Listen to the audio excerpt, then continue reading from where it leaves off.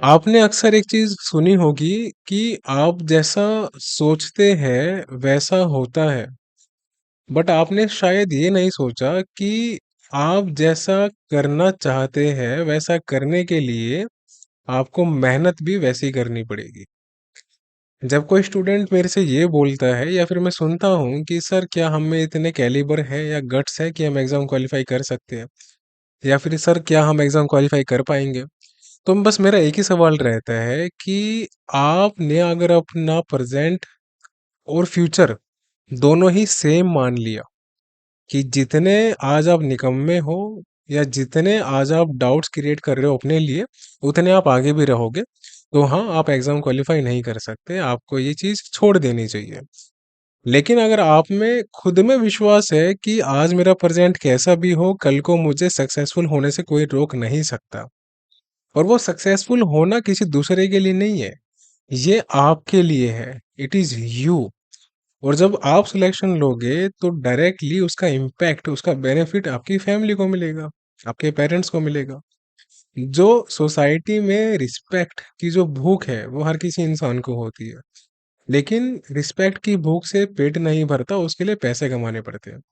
अभी जब आप पैसे कमाने की बात करते हो तो आप डायरेक्टली देखते हो एग्जाम्स की तरफ, कि आपको एक स्टेबिलिटी मिल जाए। अगर आपने स्टेबिलिटी के लिए इन एग्जाम्स को फोकस किया है या फिर टारगेट किया है, और आप एक अच्छा फ्यूचर चाहते हैं जिसमें ग्रोथ हो, अच्छे पर्क्स हो, अलोवेंसेस हो, सैलरी हो, तो आपको इन एग्जाम को क्वालिफाई करने से पहले खुद से ये पूछना पड़ेगा कि क्या आप कुछ चीजें सेक्रीफाइस कर सकते हैं। और वो कुछ चीजों में जो सबसे इम्पोर्टेंट है वो है आपकी लेजीनेस, वो है आपका सेल्फ डाउट। अगर ये दोनों ही आपने कंप्लीटली एलिमिनेट कर दी, खुद के बिहेवियर से, खुद की बॉडी से, तो मुझे नहीं लगता कि कोई भी एग्जाम आपके लिए टफ है। एग्जाम का सिलेबस देखना, काफी बच्चे ये गलतियां करते हैं, वो सिलेबस पे अटके रहते हैं कि एग्जाम का सिलेबस क्या है, उसके साथ वो खुद को कंपेयर करते हैं। अब कंपेयर क्यों करते हैं और मैंने सिलेबस की बात क्यों की? सपोज कोई स्टूडेंट है जिसका मैथ बैकग्राउंड नहीं है, तो उसके माइंड में डाउट आता है कि यार बैंकिंग एग्जाम मेरे लिए नहीं है, शायद मैं क्वालिफाई नहीं कर पाऊंगा या फिर नहीं कर पाऊंगी। तो ये डाउट नहीं है, ये आपने गिव अप कर दिया।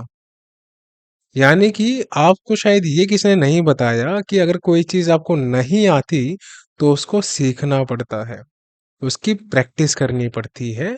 और ये दोनों ही वेपन ऐसे होते हैं जो आपको कुछ भी करवा सकते हैं किसी भी फील्ड में।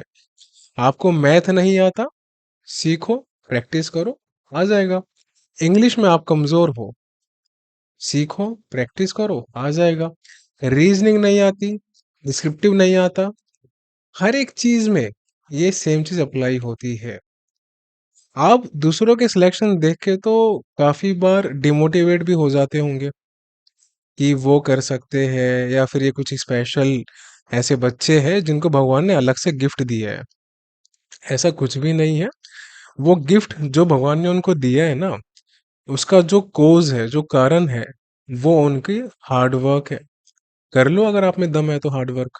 लेकिन ये हार्ड वर्क के साथ स्मार्ट अप्रोच भी लेनी पड़ेगी आपको, जिसको हम बोलते हैं राइट अप्रोच। अगर आपको वो ही नहीं मालूम है किसी भी पर्टिकुलर सेक्शन के लिए, किसी पर्टिकुलर फील्ड के लिए, तो एग्जाम कैसे क्लियर करोगे आप खुद सोचो। अभी हाल फिलहाल में एसबीआई पीओ का नोटिफिकेशन आया है। अब यहाँ पर होते हैं दो तरह के बच्चे, एक तीन तरह के भी होते हैं, वो थोड़े से स्पेशल होते हैं। Student A, student B and student C. Student A जो होता है वो सोचता है कि 2023 में, 2022 में, 21 में जो पैटर्न चल रहा था वैकेंसीज का एसबीआईपीओ का, उसमें टोटल 2000 वैकेंसीज आ रही थी। तब तो सिलेक्शन लेना आसान था यार, ये एक माइंडसेट होता है। अब तो हम क्या ही कर पाएंगे 2025 में जब 500 वैकेंसी है, हमारे बस की बात नहीं है। तो ये तो वैसे भी एग्जाम से बाहर निकल चुके हैं, अच्छी बात है आपके लिए कि एग्जाम से बाहर निकल चुके हैं, इन्होंने पहले गिव अप कर दिया है। और जिस लेवल का ऑफर्ट करना चाहिए था उनके बस की बात नहीं है, वो नहीं करेंगे। ये सिर्फ एक क्राउड का हिस्सा है जो एग्जाम देने आएंगे, मुंह उठा के और चले जाएंगे चुपचाप। स्टूडेंट बी जो है वो ये सोचता है कि यार अगर वैकेंसीज 500 है, और अगर मेरा जो लेवल है वो 95 परसेंटाइल का है प्री में, और मेंस की कुछ ऐसी मिस्टेक्स है या कुछ ऐसी चीजें हैं जो मैं अगर कवर करूं और ज्यादा एफर्ट करूं तो मैं 500 में आराम से आ सकता हूँ। तो वो अपने ऊपर और वर्क करेगा। अब ये जो स्टूडेंट बी है ये है डिजर्विंग बच्चा। इसको फर्क नहीं पड़ता वैकेंसी 500 हो या 1000 हो या 2000 हो, उसको फर्क इस बात से पड़ता है वेयर डू आई स्टैंड, मैं कहाँ पर खड़ा हूँ। That's it. ये जो क्वेश्चन है ये आपको खुद से पूछना है। अगर आज आपकी प्री में परसेंटाइल 40 आ रही है, 50 आ रही है, तो 95 प्लस कैसे जाएगी परसेंटाइल? खुद से पूछो। नालायकों, मेहनत मेहनत करो। गाइडेंस आपको दे दी है, अप्रोच आपको सिखा दी है, फिर भी नहीं करना तो छोड़ दो पढ़ाई का बहाना और आराम से बैठ के मूवी देखो। और जब आपकी 30 32 35 साल उम्र हो जाए तो आराम से मजदूरी करना, दुकान खोलना, जो मन में है वो करना, गालियां खाना। क्योंकि आप वो डिजर्व नहीं करते। अगर डिजर्व करते हो लगा दो ताकत। मत सोचो कि क्या होगा कल। प्रेजेंट पे फोकस करो। आपके पास 24 घंटे है ना आज के, उसमें आपने कितनी मेहनत की, 12 घंटे 15 घंटे लग जाओ काम पे। डिसिप्लिन मेंटेन करो। अगर कभी लगे कि मेरा मन नहीं कर रहा स्टडी करने का, याद रखना सबके साथ होता है, लेकिन जो उस मन से लड़ जाता है वही निकल के सिकंदर बन जाता है। अब आपको खुद से फाइट करनी पड़ेगी।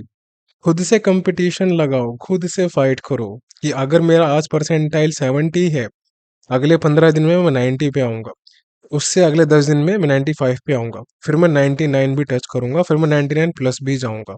खुद से कंपटीशन करो। अगर आपकी इंग्लिश वीक है तो इम्प्रूव करो। मैंने आपको हर एक स्ट्रेटेजी बता दी है।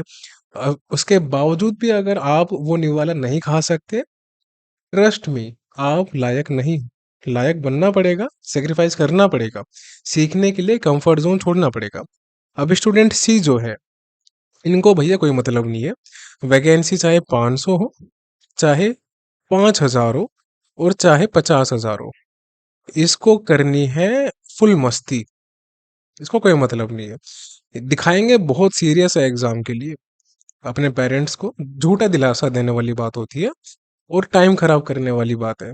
खुद का भी टाइम खराब करेंगे, भविष्य भी खराब करेंगे। इनके लिए चाहे 500 वैकेंसी हो या 50,000 हो, सिलेक्शन इनका तब भी नहीं होना। लिख के ले लो आप, क्यों नहीं होना? क्योंकि भैया स्टडी कौन करेगा? स्टडी ही नहीं करनी। इनको लगता है नौकरी तो हलवा है, 2 दिन पढ़ेंगे सिलेक्शन हो जाएगा। अरे जाके देखो बच्चों को जो 3 साल से 5 7 10 साल से प्रिपरेशन कर रहे हैं। और ऐसे बच्चे भी बहुत है जो एकदम पॉइंट से मिस कर जाते हैं फाइनल सिलेक्शन। क्या आप उनसे compete कर पाओगे? पूछो ये क्वेश्चन कि वो बच्चा जिसकी ऑलरेडी आज मॉक में 99 परसेंटाइल आ रही है एसपीआई पीओ में, क्या आप उससे compete कर पाओगे? अगर आप इससे compete कर पाओगे और जवाब आता है हाँ मैं कर लूंगा या कर लूंगी, तो कर लोगे। कोई नहीं रोक सकता, लगाओ जान। ये चीज ध्यान रखो कि कंपटीशन में ये बात सिर्फ आती है डिजर्विंग की। और जब बात डिजर्विंग आती है ना, तो उसके लिए आपको खुद को सर्व करना पड़ेगा। खुद को सर्व किस में करना पड़ेगा? हार्ड वर्क में। अपने आप को झोंक दो अपने उस टारगेट के लिए, उस ड्रीम के लिए। अगर एक बार गिर भी गए, 2 बार गिर गए, 50 बार गिर गए, दोबारा बाउंस बैक करना सीखो। दुनिया क्या बोलती है फर्क नहीं पड़ता। दुनिया में हर तरह के लोग होते हैं, आपके दोस्त, रिश्तेदार, इवन खुद भी इंसान हो सकता है। आप अपने बारे में कभी भी गलत मत बोलो। आप कोई मेंटली हैंडीकैप नहीं हो, you are not mentally disabled. आप में अगर वो कैपेसिटी है, if you are breathing, if you can see, if you can listen, you can communicate, you can do anything. बस जो मिस्टेक्स हो रही है वो आपके एंड से हो रही है। तो ये एक्सक्यूज देना बंद कर दो कि सर वैकेंसीज कम है, हम तो कैसे ही करेंगे। अरे गिव अप करना ही था तो एक काम करो ना, प्रिपरेशन करना ही छोड़ दो। आराम से एक केले का ठेला लगा लो, उसमें कोई कंपटीशन भी नहीं है, कहीं भी आपको मिल जाएगा रोड साइड पे। ये एक्सक्यूज नहीं देना। वैकेंसी 50 ही क्यों ना हो, करो फाइट। खुद से फाइट करो। 50 क्या चीज है, आराम से आ जाओगे। और ये कहने की बात नहीं है, करने वाले करते हैं। काफी बच्चे सोच रहे होंगे कि सर इतना आसान थोड़ी है करना। अरे मेहनत तो करके देखो। जो बच्चे 50 सिलेक्शन ले रहे हैं, क्या वो स्पेशल है क्या? उन्होंने मेहनत नहीं की? क्या उनको पैदा होते ही A for apple, B for boy, C for cat सब पता था उनको? नहीं पता था, सीखा है। इंटरेस्ट लिया है, सैक्रिफाइस किया है, डिसिप्लिन मेंटेन किया है, तब जाके पहुंचे यहाँ तक। दूसरा एक्सक्यूज, सर हमारे पास सही गाइडेंस नहीं है। अगर आप ये वीडियो देख रहे हो, इस चैनल तक आए हो ना, यू आर ब्लेस्ड। तो सीखो, यहाँ से सीखो, अप्लाई करना शुरू करो। और फिर भी अगर आपको 75 जगह जाके देखनी है वीडियो, अपना माइंड डाइवर्ट करना है, खुशी खुशी करो, मेरा कुछ नहीं जाएगा। जाएगा आपका, आपके पेरेंट्स के ड्रीम का, और किसी का कुछ नहीं जाएगा। और तीसरी चीज, नालायकों सुन लो ध्यान से, दूसरे की हेल्प करना बंद कर दो। काफी ऐसे स्टूडेंट्स देखता हूँ जो दूसरे स्टूडेंट्स की भलाई के लिए पता नहीं क्या ही कर देंगे भैया। अपने मॉक टेस्ट उसको दे देंगे, अपना सारा टाइम उसको दे देंगे समझाने में, और खुद नील बेटा सन्नाटा, कुछ नहीं आता, ना ही कुछ पता है उनको। आप पहले अपना सिलेक्शन तो इंश्योर कर लो, पहले खुद सिलेक्शन ले लो, उसके बाद दूसरों का सोचना। जितनी आप में एनजीओ ओपन करने की कैपेसिटी है, या लोगों को सर्व करने की कैपेसिटी है, वो सिलेक्शन के बाद ज़्यादा अच्छी लगेगी। Then you will be financially stable. पहले जाके आपको जो फर्ज बनता है कि take selection for yourself and for your parents happiness, make them proud. कब प्राउड फील करवाओगे? कंपटीशन टफ नहीं होता। देखो यहाँ पर एसबीआई पीओ की जो वैकेंसी आई है वो 500 आई है। एसबीआई क्लर्क की वैकेंसी अगर हम लिस्ट से लिस्ट लेके चले तो 2000 मान लो, कम से कम एकदम गिरी पड़ी। आईबीपीएस क्लर्क की वैकेंसी जो है, अगर हम मान के चले, कम से कम 3000 मान लो। आईबीपीएस पीओ की जो वैकेंसी आएगी, वो भी मान लो आप करीबन करीबन 3500 आएगी, कम से कम बता रहा हूँ मैं। आरआरबी पीओ के लगा लो वैकेंसी, आप कम से कम गिरी पड़ी 2500 आएगी। और आरआरबी क्लर्क की जो वैकेंसी आएगी, ये भी कम से कम नहीं तो 2000 आएगी। इसका आप टोटल काउंट कर लो कितना हो गया। 6000 ये हो गया, 5 ये हो गया, और 2500 ये हो गया। तो आपका कुल मिला के 12 से 13 हजार, 14 हजार, 15 हजार तो वैकेंसी आ ही रही है ना हर साल। इसमें भी सिलेक्शन नहीं ले सकते कि किसी एक के अंदर? ले लो सिलेक्शन। काफी ऐसे बच्चे हैं जिनमें कैलिबर बहुत है, मेहनत बहुत कर लेते हैं, बट गाइडेंस नहीं है। उनको नहीं पता कि मॉक में देखना क्या होता है, मॉक टेस्ट अटेम्प्ट कैसे करना होता है, स्पीड कैसे जनरेट करनी होती है। वो आज भी उसी एक दौर में जी रहे हैं, किसी ने बता दिया, जिसका सिलेक्शन 15 साल पहले हुआ था या 20 साल पहले हुआ था, कि बस एक्यूरेसी मेंटेन करो, प्री में सिलेक्शन हो जाएगा। मिथ है, ऐसा नहीं है, स्टुपिडिटी है। एग्जाम की डिमांड समझो, स्पीड। ये तो वही बात है कि नोकिया का जब टाइम था आज से 20 साल पहले, और इसकी बात आज आप आज कर रहे हो जब स्मार्टफोन का ज़माना है, जब एप्पल आईफोन है। तो अपने आप को अपग्रेड करो, अपने माइंड को अपग्रेड करो, सुनो सबकी, लेकिन देखो कि प्रेजेंट में किसकी डिमांड है। अगर प्री में स्पीड चाहिए, टॉपर्स में आना है, तो बनो टॉपर।